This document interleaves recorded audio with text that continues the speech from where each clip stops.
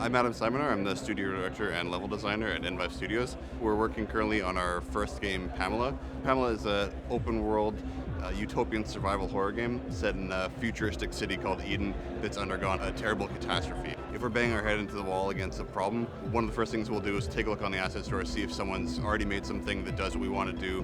I'm Evan Doody, and we are Darkwind Media. We've been working in Unity for roughly 6 years, and we were very early adopters. Wulverblade is a retro side-scroller beat-em-up. We started Wulverblade with a 2D character controller that someone had created on the asset store. If we need hit effects or blood effects, people have created these great cartoon graphics, these little animations that suddenly we don't have to make anymore. If we need to change something, we can take what they have, edit it, work on it, improve it, or just match it to what we need it to do. I'm Elliott Mitchell. I co-founded a company called Vermont Digital Arts. We're working on several mobile games and VR games right now. We go to the asset store and we find assets that really work well with VR. They're very efficient. They add a level of detail and a level of polish that make our game stand apart. We find the asset store to be a truly immeasurable resource in our work.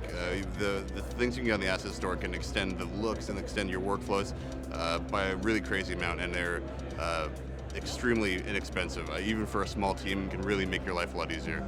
The whole review system is really helpful as a game developer to know what's good and what's not, because the people who are my peers in the industry are reviewing these assets, and I trust their opinion. We use the asset store for camera effects like CHROMATICA to do color grading, and it makes the game go up another level. There's a new plugin that we started using called Choreographer by Sonic Bloom. And it's a really cool plugin which allows you to sync Unity events to audio, so you can have the soundtrack and the audio drive the special effects. You trigger some event and music plays, and then your special effects are synced exactly to the music. We use circular gravity force to add that extra level of polish to our game, Waggle, so that when you search a word and you rub your finger over the buttons sync down and they have fall off. And so the greater your streak, the more it does that. That's something as an artist that I would not be able to achieve myself.